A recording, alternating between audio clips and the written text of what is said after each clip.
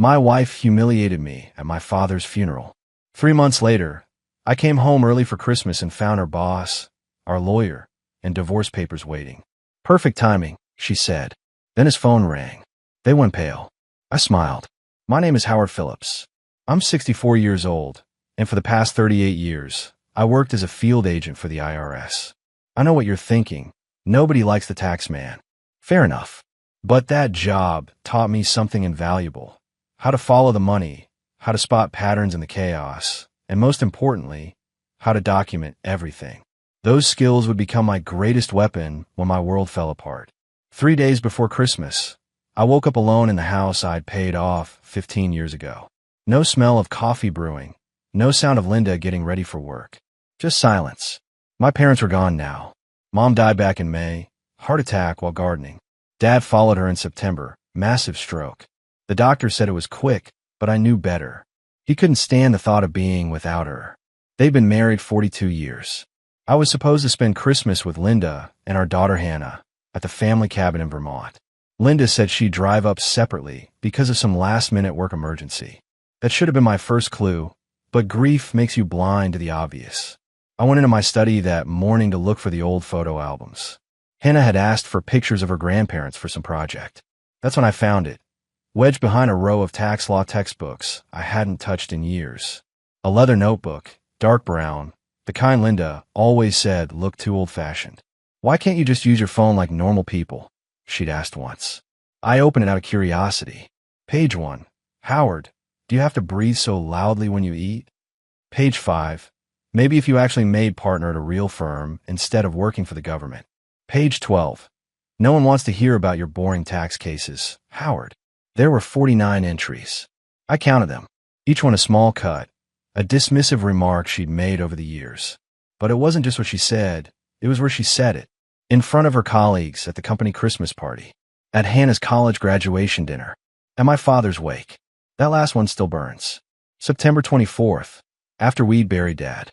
We were at the reception, surrounded by his old Marine buddies and distant relatives. Stephen Walsh was there too, Linda's boss from Capital Trust Financial. I met him a few times at company events. Smooth talker, expensive suits, the kind of guy who wore cologne that cost more than my monthly car payment.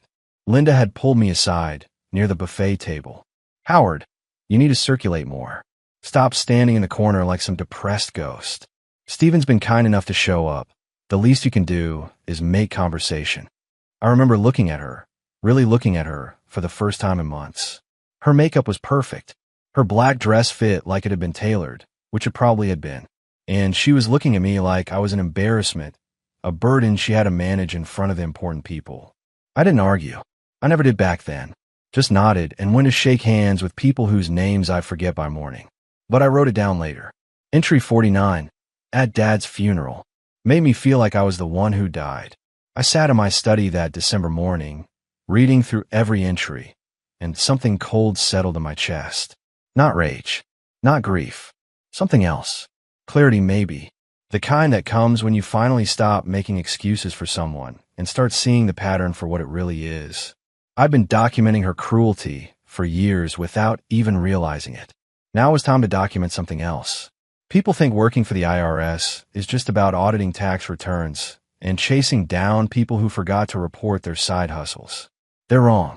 What they don't know, what they can't know, is that some of us do different work, deeper work. For the last 9 years of my career, I've been operating as a confidential informant for the agency's criminal investigation division. Not the kind of informant who wears a wire and meets in parking garages. No, my role was quieter. I identified corporate fraud, money laundering schemes, shell companies designed to hide assets from federal scrutiny.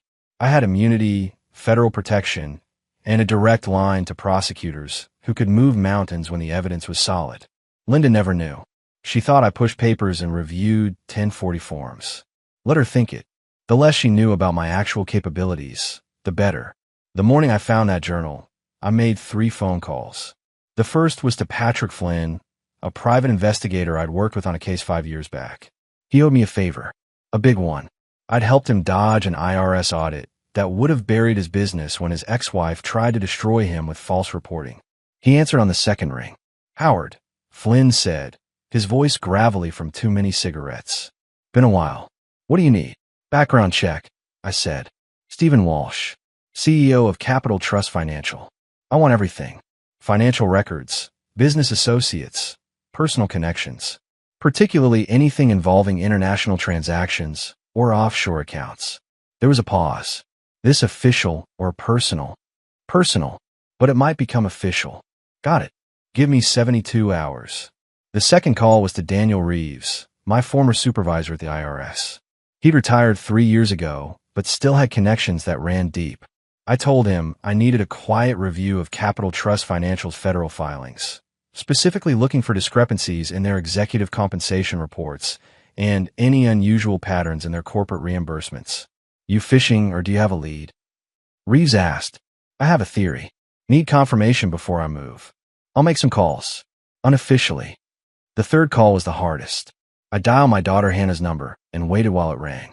She picked up on the fourth ring, her voice bright and cheerful. Dad, I was just thinking about you. Are we still doing Christmas in Vermont?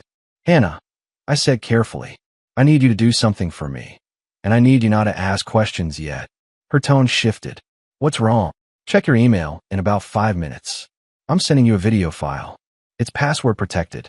The password is Semper Fi. That had been my father's Marine Corps motto. Hannah would understand the significance. Dad, you're scaring me. I know, but this is important. Watch the video. Keep it safe. Don't tell your mother. Can you do that for me? There was a long silence. Then, okay, I trust you. After I hung up, I spent the next hour recording a message on my laptop. I explained everything I suspected about Linda and Stephen. I showed her the journal entries, the timeline of Linda's late nights and mysterious work trips. I didn't have proof of the affair yet, but I had patterns. And patterns don't lie. I also told her something else. Something I discovered 2 months ago when I'd accessed Linda's medical records through a contact at the insurance company. 3 medical procedures over the past 6 years, all coded as outpatient surgery. All billed through Capital Trust Financial's executive health plan. All scheduled during weeks when Linda told me she was at corporate training seminars. The procedures were listed under a generic code, but I'd cross-referenced the facility. Women's Health Clinic, specialized in reproductive services. I couldn't prove what those procedures were. Not yet, but I had my suspicions. I ended the video with a simple statement. Hannah, whatever happens next, whatever your mother tells you about me, know this. I love you. I've always loved you. And I'm not going to let anyone rewrite the truth of who I am or what this family was supposed to be. I encrypted the file and sent it. Then I packed my bag for Vermont. But I wasn't going to wait until Christmas to show up. I was going 3 days early, and I wasn't going to announce my arrival. Sometimes the best way to catch someone off guard is to show up when they think you're still far away, still in the dark, still the fool they've been playing for years. I wasn't that man anymore. The drive to Vermont took 6 hours. I didn't listen to music, didn't stop for coffee, just drove through the gray December afternoon with my mind running calculations, probabilities, outcomes. By the time I pulled into the driveway of our family cabin, the sun was setting behind the mountains, painting everything in shades of orange and red. Linda's car was there. So was Stephen Walsh's silver Lexus. And a third vehicle I didn't recognize, a black BMW with New York plates. I sat in my truck for a moment, watching the warm light spilling from the windows. Through the glass, I could see figures moving inside. Heard faint laughter. They were having a party. In my family's cabin. The one my father had built with his own hands 40 years ago. I grabbed the bag of wrapped presents from the passenger seat, gifts I bought weeks ago when I still believed in the illusion of a happy family Christmas. Then I walked up the snow-covered path and opened the front door. The laughter stopped like someone had cut a wire. Linda stood near the fireplace, holding a wine glass. She was wearing a dark red dress I'd never seen before, her hair styled in a way that looked professional, deliberate. Stephen Walsh sat on a leather couch, tie loosened, looking comfortable in a way that made my jaw tighten. And there, at the dining table, sat 2 other people. A man in an expensive suit, late 50s, with the practiced neutrality of a lawyer. And another woman I didn't recognize, younger, professional, with a tablet in front of her. Hannah was there too, standing halfway up the stairs, her eyes wide with something between confusion and fear. Linda recovered first. Her surprise melted into a smile that didn't reach her eyes. "Howard," she said, voice bright and artificial. "You're early.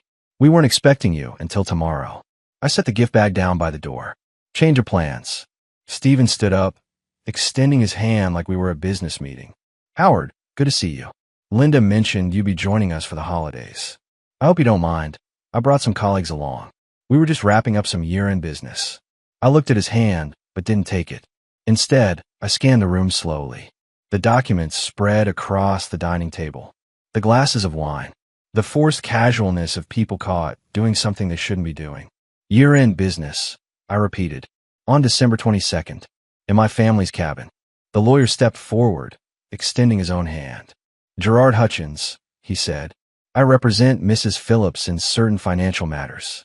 We were just reviewing some documents. Since you're here, though, perhaps we can expedite things." "Expedite what?" Linda's smile tightened. She set down her wine glass and picked up a folder from the table. "Howard, we need to talk about some practical matters. Our marriage, the financial arrangements. Gerard has prepared some paperwork that would make things simpler for everyone." I looked at Hannah. She was gripping the stair railing so hard her knuckles were white. She'd watched the video I sent. She knew what was coming. "You're just in time to sign," Linda said, holding out the folder. I didn't take it. Instead, I pulled out my phone and set it on the table, screen facing up. "Before I sign anything," I said calmly, "I think we should wait for the call."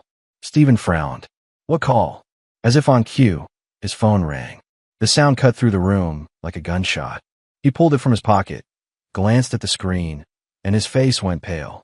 I watched the color drain from his cheeks, saw the micro-expression of pure panic before he tried to mask it.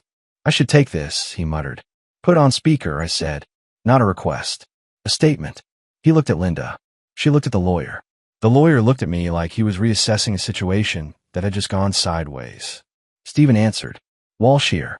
The voice on the other end was crisp, professional, female. "Mr. Walsh, this is Jennifer Caruso from the Board of Directors Legal Counsel. We've received some documentation regarding financial irregularities at Capital Trust Financial. We need you to suspend all business activities immediately and return to New York for a formal review. This is effective as of this phone call." The silence that followed was absolute. Stephen's hand trembled slightly. Linda's mouth opened, but no sound came out. The lawyer's practiced neutrality shattered into something close to alarm. I smiled. Not a big smile, just enough to let them know I've been waiting for exactly this moment. "So," I said quietly, "should we still talk about those documents?" Stephen ended the call with hands that weren't quite steady. He looked at Linda, then at me, then back at his phone like it might offer some explanation for how his world had just collapsed in under 30 seconds. "Howard," Linda said, her voice sharp now, defensive. "What did you do?" I pulled out a chair and sat down at the dining table, right across from Gerard Hutchins. I folded my hands on the table like we were about to negotiate a business deal. I did what I've always done. I follow the money. And when the money doesn't add up, I report it to the appropriate authorities. Stephen's face flushed red. "You reported me? To the board? For what?" "Corporate reimbursements that don't match expense reports. Hotel charges billed as client development when there were no clients listed. Medical insurance claims processed through executive benefits for procedures that had nothing to do with you." I let that last part hang in the air. Should I continue?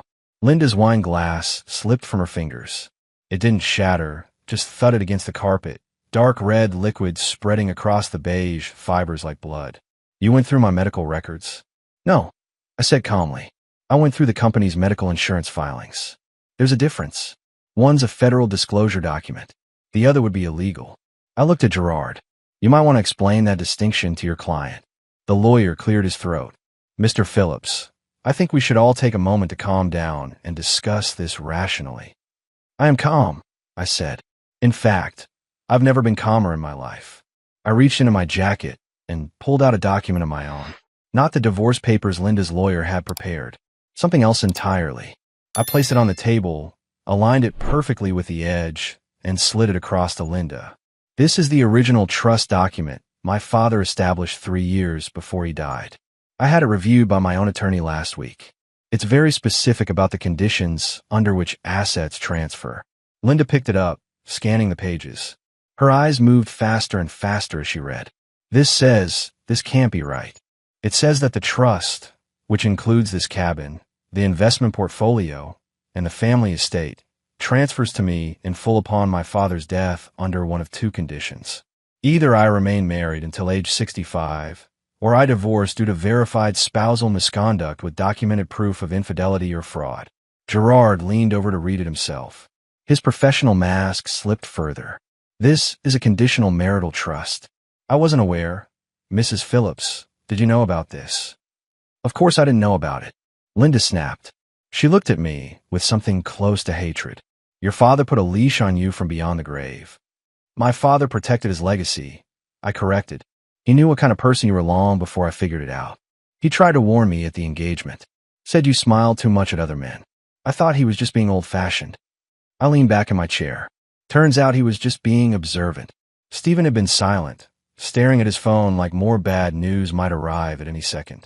What documentation did you send to the board? He finally asked. Everything. Expense reports cross-referenced with calendar entries. Hotel security footage from the Carmine Suites showing you and Linda checking in together on 3 separate occasions when she told me she was at corporate training seminars. Medical billing records showing procedures coded to your company's executive health plan that had nothing to do with executive health. I paused. And then there's the other matter. Linda's face went from red to white. What other matter? I pulled out my phone and opened a folder. Showed her a photograph. It was 8 years old, taken at a hospital in Albany. A birth certificate, partially visible. Mother's name, Linda Phillips. Father's name, blank.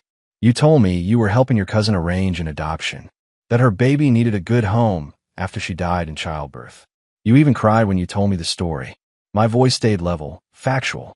There was no cousin. There was just you, 9 months pregnant, giving birth to a son you've been hiding for 8 years. A son who currently lives with Stephen's sister in Connecticut under the name Lucas Walsh. The room went so silent I could hear the wind outside, rattling the windows. Stephen collapsed back onto the couch like someone had cut his strings. His face had gone from red to gray in the span of 30 seconds. That child, he said hoarsely. Lucas. He's not. We agreed this would stay private. You agreed. I corrected. Linda agreed. I was never part of that conversation because I was never supposed to know about it. I pulled out my phone again and scrolled through the photos. Patrick Flynn, the private investigator I hired, he's very thorough. Turns out he had a personal interest in this case. Gerard leaned forward. What kind of personal interest? The kind that comes from being defrauded out of $500,000. I showed them a photograph on my phone. It was a business document dated 12 years ago. A real estate development partnership between Stephen Walsh and Patrick Flynn. You remember Patrick, don't you, Stephen?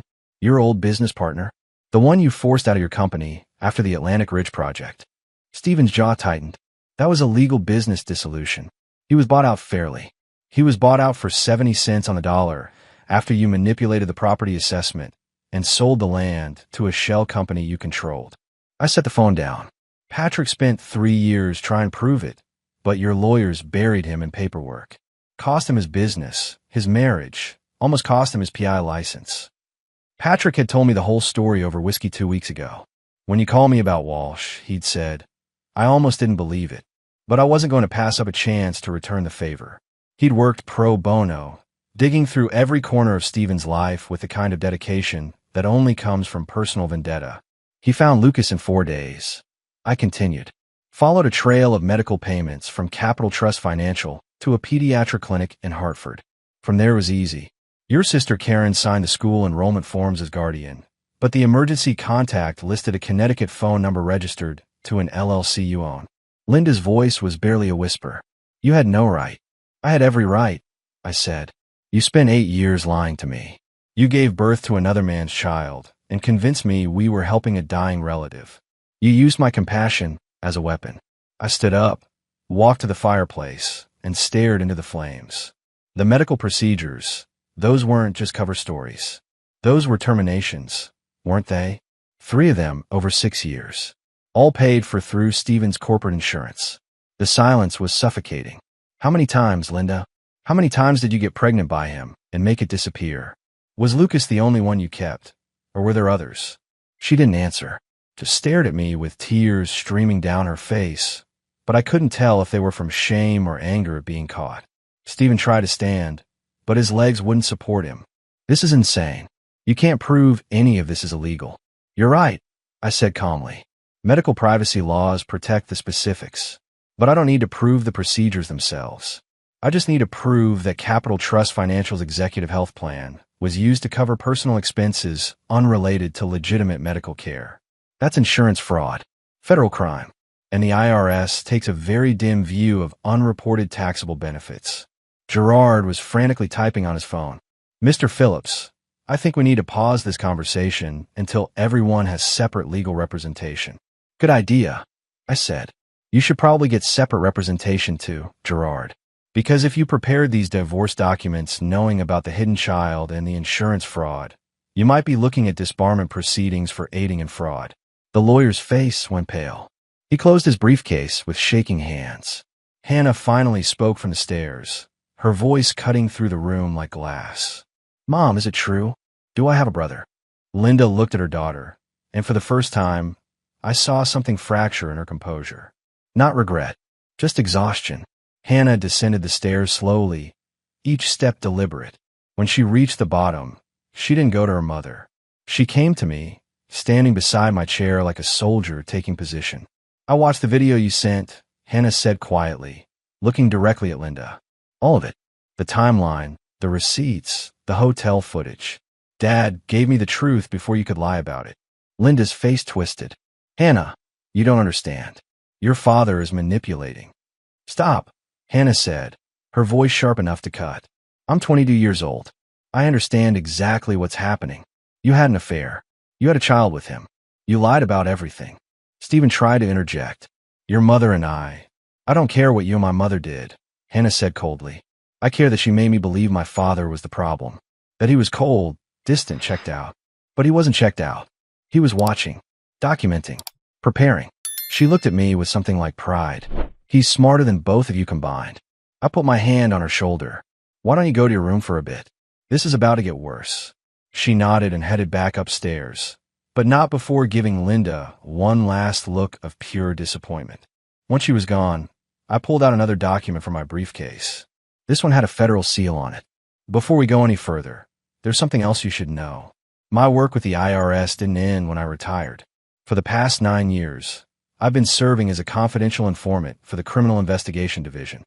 Stephen's eyes widened. You're a federal informant? I have immunity for information provided in good faith to ongoing investigations. I have direct channels to federal prosecutors. And I have something called a CI agreement that protects me from retaliation or legal consequences when I report suspected criminal activity. I set the document on the table. Capital Trust Financial has been under passive monitoring for 18 months. Nothing formal, just routine oversight. But 3 weeks ago, I flagged some irregularities in your international wire transfers. Gerard spoke up, his voice strained. What kind of irregularities? The kind that involve shell companies in the Cayman Islands receiving payments from Chinese investment firms. Firms that are currently under investigation by the FBI for potential sanctions violations and money laundering. The color drained from Stephen's face completely. Those are legitimate investment partnerships. Maybe they are, I said. But when the FBI cross-references those payments with your company's federal contract work, especially the infrastructure projects you won through Department of Transportation bidding, they're going to want to know why a company handling sensitive government contracts is taking money from entities flagged for national security concerns. Linda finally found her voice. You reported Stephen to the FBI? I reported anomalies to my handler at the IRS. What they do with that information is their decision. I leaned back in my chair. But I imagine the FBI will want to have a conversation with both of you very soon, especially when they learn about the political donations. Stephen's head snapped up. What political donations? The ones made through your company to Senator Richard Holbrooke's re-election campaign. The same senator who sits on the Transportation Committee that approved your federal contracts. I pulled out yet another document. Linda helped arrange those donations, didn't she? Through her connections at the Capital Trust Financial Charity Foundation. Linda's hands are shaking now. I don't know what you're talking about. You introduced Stephen to the senator at a fundraiser 18 months ago. 3 weeks later, Capital Trust Financial made a six-figure donation to Holbrook's campaign through a PAC. 2 months after that, Stephen's company won a $70 million contract for highway expansion in upstate New York. Gerard stood abruptly. I'm advising both of my clients to cease this conversation immediately. Good advice, I said. You should probably also advise them that the FBI doesn't need their cooperation to continue investigating. The paper trail is already there. Stephen's phone buzzed again. Then Gerard's. Then Linda's. All within 10 seconds of each other. They looked at their screens with matching expressions of horror. What's happening? Linda whispered. I stood and walked to the window, looking out at the snow-covered pine trees. Right now, 15 members of Capital Trust Financial's board of directors are watching a live feed of this conversation. They've been watching since I walked through that door. The room went dead silent. You're lying, Stephen said, but his voice had no conviction. I pulled my phone from my pocket and held it up, showing them the recording app that had been running since I arrived. I'm not lying. I set up a concealed camera system in this cabin 3 days ago. High-definition video and audio, streaming directly to a secure server that's been sharing the feed with Capital Trust Board Counsel since 5 o'clock this afternoon. Gerard lunged forward. That's a legal recording without consent. Vermont is a one-party consent state for recordings, I said calmly. I own this property. I consented. That's all the law requires. I looked at Stephen. They heard everything. The affair. The hidden child. The insurance fraud. The medical procedures. All of it. Stephen's face went from white to green. He rushed to the bathroom. I heard him getting sick. Linda stared at me like I was a stranger. You planned this. All of it. I did, I confirmed. Down to the minute. I knew you'd bring Stephen here. I knew you'd try to blindside me with divorce papers and legal intimidation. So I made sure the people who actually control Stephen's future were watching when he implicated himself. Hannah spoke from the stairs. Dad, how did you know they'd come here? Your mother sent me an email 2 weeks ago suggesting we spend Christmas at the cabin. Said it would be good for processing our separation in a neutral space. I knew immediately it was a setup. She never suggests the cabin. She hates it here, says it's too rustic. I looked at Linda, but it was perfect for my purposes. Isolated, private, and equipped with fiber optic internet I had installed last summer specifically for this possibility. Gerard was frantically typing on his phone. I'm reporting this to the Vermont Bar Association.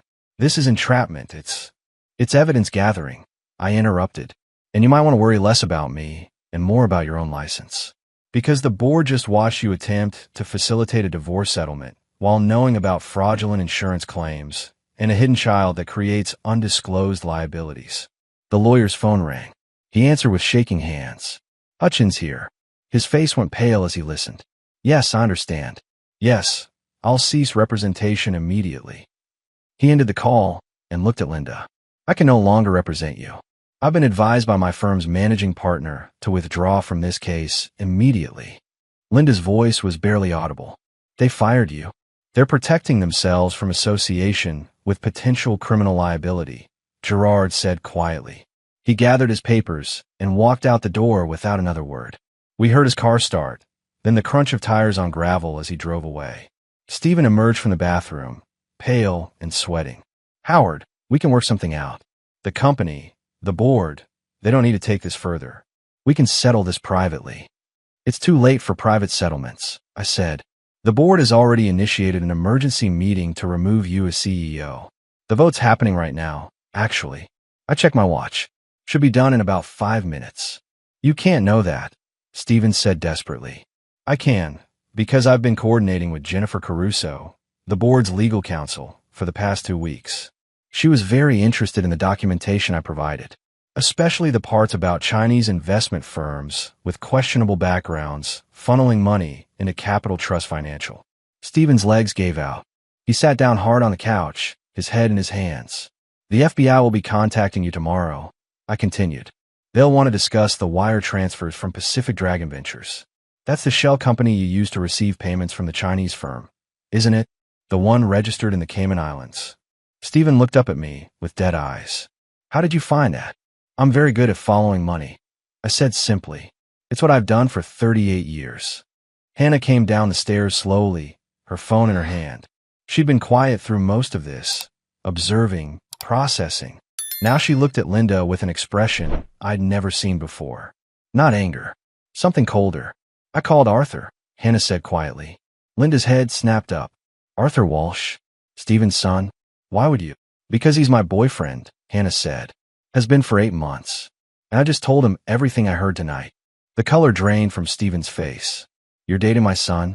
Was dating, Hannah corrected. Past tense. Because about 10 minutes ago, I told him about his father's affair with my mother. About the hidden brother he didn't know existed. And about the fraud. She looked at her phone. He's pretty upset. Says he's been suspicious of you for years, Dad. He knew something wasn't right. Stephen stood up, swaying slightly. Hannah, Arthur doesn't need to be involved in this. He's already involved, Hannah said coldly. He said he's going to his mother tomorrow. Your ex-wife, the one you cheated on before you started sleeping with my mom. He's going to tell her everything. She paused. He also said he's kept copies of some files from your home office. Financial documents you thought you deleted. He's turning them over to the FBI. I hadn't known about Hannah's relationship with Arthur Walsh. That was a complication I hadn't planned for.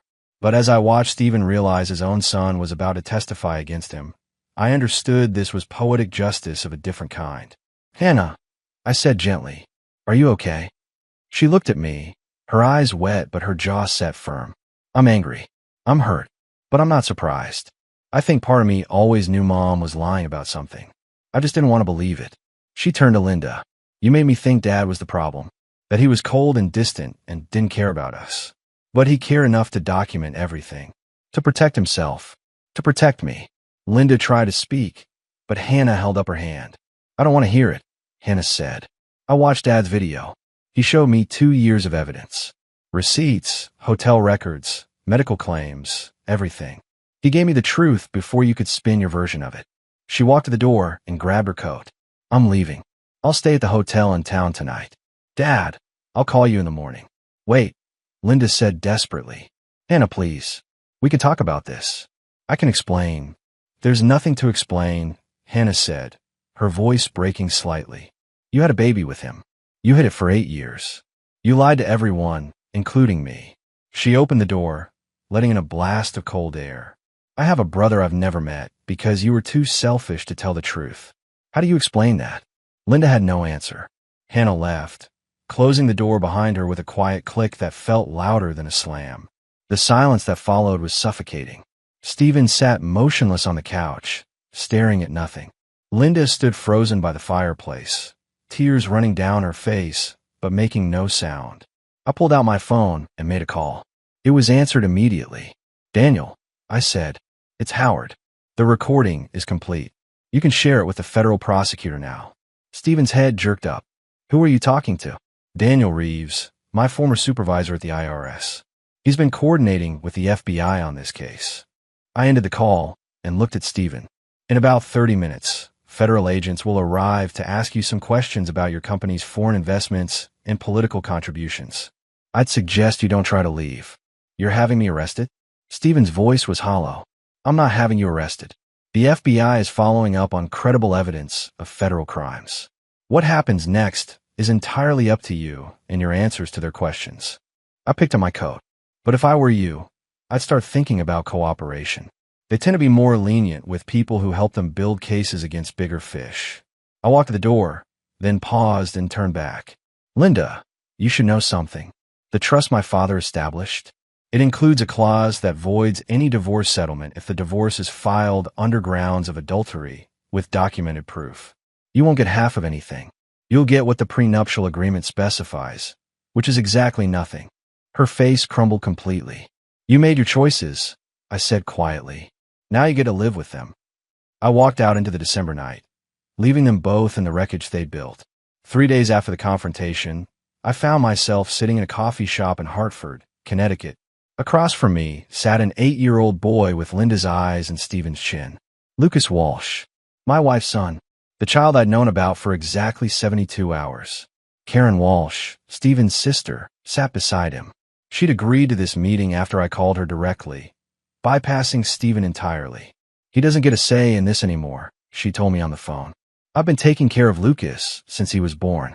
I love that boy like he's my own. But he deserves to know the truth about where he came from. Lucas was quiet, picking at a chocolate chip muffin. Finally, he looked up at me. Are you really Hannah's dad? I am, I said gently. She's nice, Lucas said. She came to see me yesterday. Brought me a book about dinosaurs. He paused. She said you're the one who found out about me. I did. I'm sorry it took so long. Aunt Karen says my mom didn't want anyone to know about me because it would make things complicated. His voice was small. Does that mean she didn't want me? Karen put her hand on his shoulder. Lucas, it's not that simple. Yes, it is, I said quietly. I looked at the boy directly.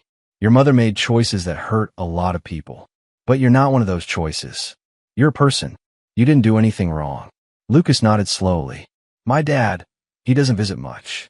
Aunt Karen says he's busy with work. Your dad is dealing with some serious problems right now, I said carefully. Problems he created himself. But that's not your fault either. Karen spoke up.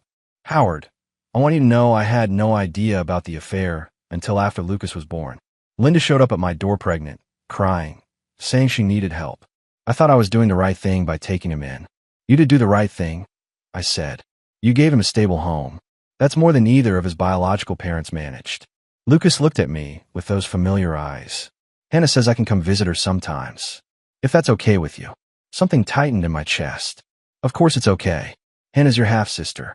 Family is family, regardless of how complicated the circumstances are. Karen's eyes filled with tears. Thank you. I was afraid you'd want nothing to do with him. He's an innocent kid caught in the middle of adult failures, I said. I spent 38 years investigating fraud, but I've never punished someone for being a victim. I looked at Lucas. You deserve to know your sister, and she deserves to know you. Hannah had already visited Lucas twice. She'd called me after the first meeting, her voice thick with emotion. Dad, he's sweet. He's smart. And he has no idea how messed up the situation is. Then she'd ask the question I've been waiting for. Can we be in his life? Even after all this. I told her the same thing I was telling him now. You can choose your family, Hannah. Blood doesn't obligate you to anything. But if you want him in your life, I'll support that. Lucas finished his muffin and wiped his hands on a napkin. Can I ask you something? Anything. Hannah showed me a picture of her grandpa. Your dad. She said he built the cabin in Vermont with his own hands. He hesitated. Was he a good person? He was one of the best people I ever knew, I said. Strong. Honest. He taught me that character isn't about never making mistakes. It's about standing up when things get hard. I wish I could have met him, Lucas said softly. Me too, I said. And I meant it. My father would have loved this kid. Would have taught him to fish, to build things, to measure twice and cut once. Would have shown him what it meant to be a man of integrity. Karen stood. We should get going. Lucas has homework. I stood too and offered my hand to Lucas. He shook it solemnly, then surprised me by hugging me instead. Thank you for not being mad at me, he whispered. I held him for a moment, this child who existed because of betrayal but deserved none of the consequences. I could never be mad at you, Lucas. Never. As they left, I sat back down and finished my coffee. Hannah had texted me that morning. Arthur broke up with me. Says his family is too toxic, and he doesn't want to drag me into it. I'm sad, but I think I understand. I'd responded. You deserve someone who doesn't come with that much baggage. You're 22. There's time. The truth was simpler, though. Some damage was too deep to navigate around. For months after that December night in Vermont, I stood in my father's study, packing up the last of his books. The house had sold for above asking price. The trust had been fully transferred to my name. Linda had signed the divorce papers without contest after her lawyer explained she had no legal ground to stand on.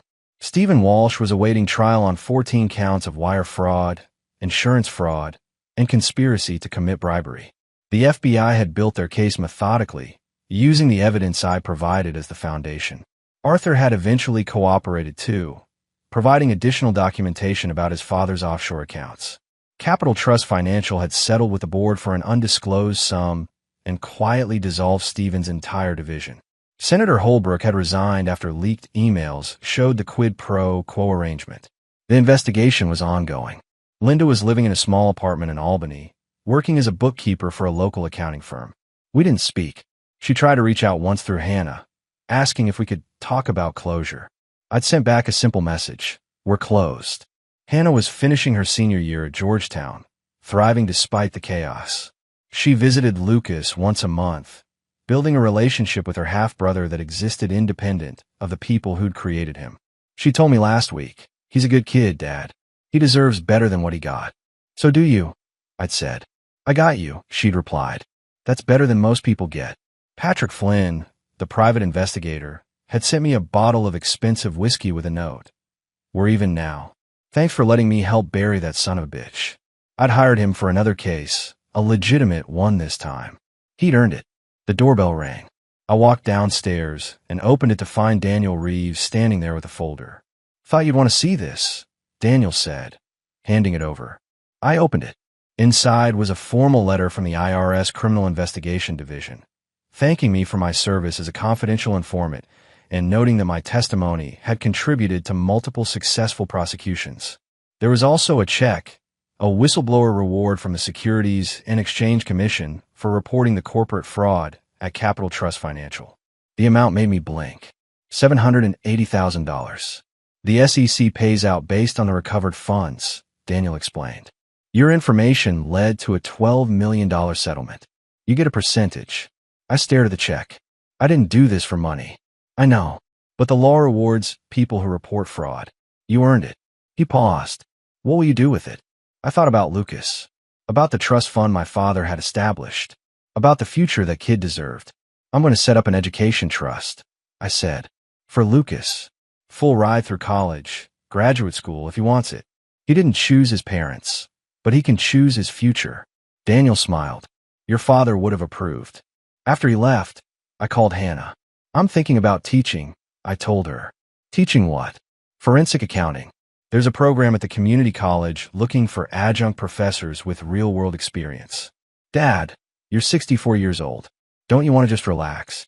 I've been relaxing for 9 months, I said. It's boring. I'd rather do something useful. She laughed. Okay, Professor Phillips. Just promise me you won't turn into one of those professors who makes everything a war story. No promises. I hung up and looked around the empty study. My father had built this room with his own hands, just like he'd build a cabin, just like he'd build a life based on integrity and hard work. He'd seen through Linda from the beginning, had tried to warn me in his own subtle way. I hadn't listened then, but I'd learned. And I'd make sure Lucas learned too. That character mattered. That truth mattered. That you could survive betrayal and come out stronger on the other side. I picked up the last box of books and carried it to my truck. The sun was setting, painting the sky in shades of orange and red. Tomorrow I'd start fresh in a smaller house, a simpler life, surrounded by people who'd chosen to stay rather than people I tried to keep. It wasn't the life I'd planned, but it was honest. It was mine.